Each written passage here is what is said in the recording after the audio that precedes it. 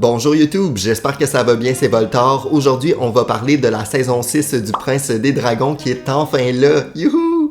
Ça fait tellement longtemps que je l'attendais et finalement, elle est superbe. Donc, si jamais vous ne l'avez pas vue, c'est vraiment pas la vidéo pour vous parce que je vais mentionner une majorité de spoils, d'événements importants, mon analyse de la saison, mes théories pour la suite. Donc, je vais spoiler tout ça.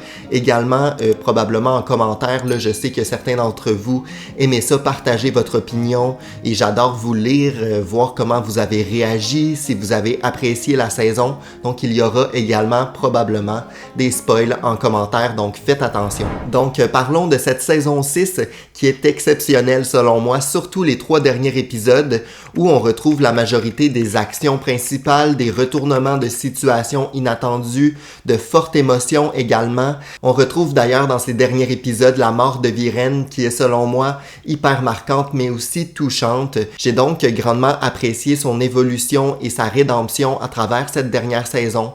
On a senti qu'il y avait de grandes émotions, une ouverture aussi. Il souhaitait se rattraper pour ses erreurs du passé.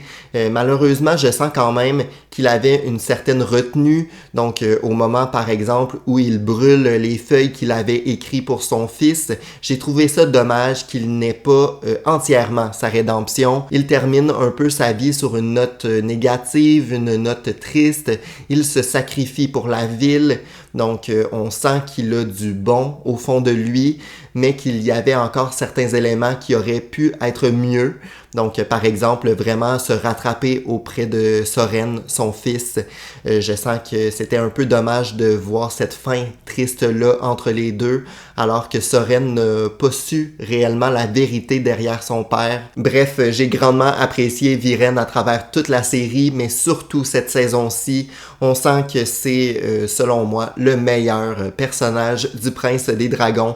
Je le dis ici et maintenant, son charisme, sa complexité le rend très attachant et très agréable à regarder sur l'écran. Donc j'ai adoré Viren, 10 sur 10 cette saison-ci.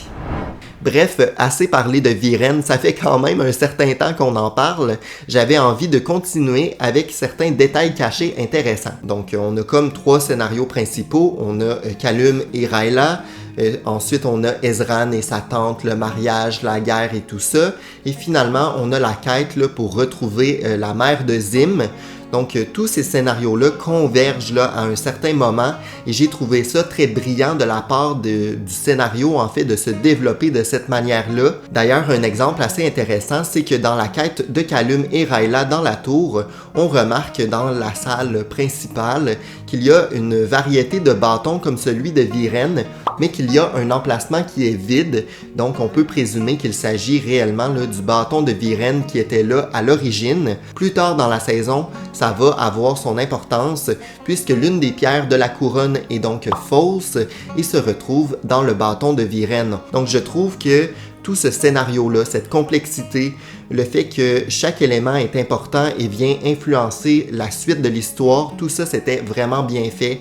Donc chapeau là, vraiment à ceux qui ont fait le scénario de cette saison, qui était beaucoup plus riche là, selon moi que les 2 saisons précédentes. Un élément par contre qui était un peu moins recherché et qui m'a moins convaincu, c'est en fait concernant Callum à travers l'épisode 3, je crois, où il parle de son passé et de son père. Depuis plusieurs saisons maintenant, il y avait vraiment des rumeurs, des théories au sujet du père de Callum et on dirait que les scénaristes voulaient un peu clore là, toutes les théories sur le sujet avec finalement une révélation. Je trouve ça un peu dommage que tout au long de la série, on ait développé en fait un doute autour de l'identité de son père, alors que finalement c'est une information très basique qui est révélée à travers une simple conversation. J'ai trouvé ça très dommage. Je pense qu'il y avait des théories qui étaient beaucoup plus intéressantes que la vérité derrière l'identité de son père. Plutôt déçu pour ça.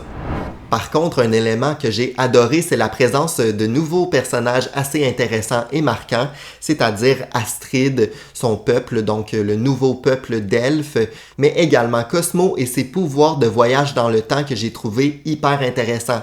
Je trouvais que ça rajoutait une complexité au scénario et le passage où on voyage dans le temps, c'était une nouveauté dans le Prince des Dragons que j'ai adoré. J'ai aussi apprécié les passages dans le passé d'Aravos et de Viren avec un style visuellement très intéressant, un style un peu sketch, dessin.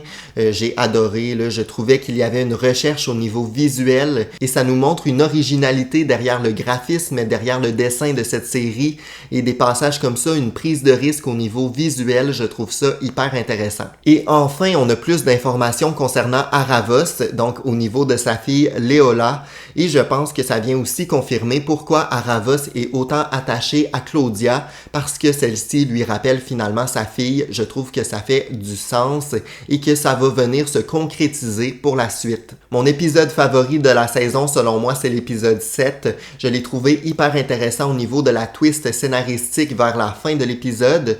Donc on sent que depuis quelques saisons, on nous tease un peu une guerre au niveau du clan là, des elfes de feu. Et finalement, à ma grande surprise, la bataille se termine en seulement quelques minutes alors que le dragon Solregem se dirige finalement vers Catolis.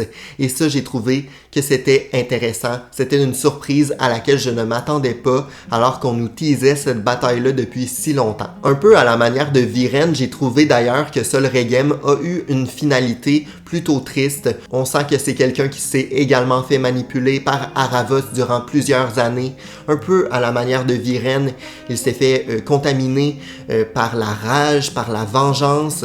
Donc j'ai trouvé ça dommage de voir souffrir ce dragon-là, mais en même temps, il le méritait. Je pense que c'est un dragon qui a fait des choix vraiment stupides par le passé et ça l'a un peu rattrapé sur sa fin. Et finalement, la scène qui m'a également touché, qui m'a aussi fait pleurer durant cette saison-ci, c'est le moment où Rayla dit adieu à ses parents et choisit de sauver Runan à la place. Elle aurait pu d'ailleurs sauver peut-être potentiellement l'un de ses parents plus Runan, mais elle a choisi de conserver l'un des cristaux. Donc j'ai trouvé ça plutôt intriguant. Je me suis dit que scénaristiquement, c'était plutôt intéressant. En effet, il ne reste qu'un cristal et je crois qu'il sera important pour la suite et c'est pour ça que Rayla a décidé de le conserver. D'ailleurs, la grande scène finale nous met un peu l'eau à la bouche pour la suite, pour la dernière saison. C'était prévisible en fait qu'on allait terminer cette saison-ci avec le grand retour de celui-ci. Je crois que le plus impressionnant derrière cette scène-là, c'était la prestance, la taille aussi d'Aravos. Tout au long de la série, on l'a vu comme étant quelqu'un d'assez faible, donc dans sa prison. Il me fait beaucoup penser à une divinité qui arrive des cieux. Donc j'ai hâte de voir comment vont réagir certains habitants du royaume face à cette menace. J'aurais adoré avoir plus d'épisodes, plus de contenu, mais c'est correct. Je pense qu'on a vraiment mis en place les cartes pour la suite de la série, pour cette dernière saison qui s'annonce assez intense. Merci beaucoup d'avoir regardé. Si jamais ça vous a plu, n'hésitez pas à mettre un pouce en l'air et à vous abonner. Mettez-moi également en commentaire vos idées et vos théories pour la 7e et dernière saison. Bref, merci beaucoup. Vous êtes hyper motivant, hyper gentil en commentaire. Donc, je ne pourrais pas rêver d'une meilleure communauté sur YouTube que vous. Je vous adore. Merci encore et on se retrouve très bientôt pour une nouvelle vidéo sur ma chaîne. À bientôt. Ciao!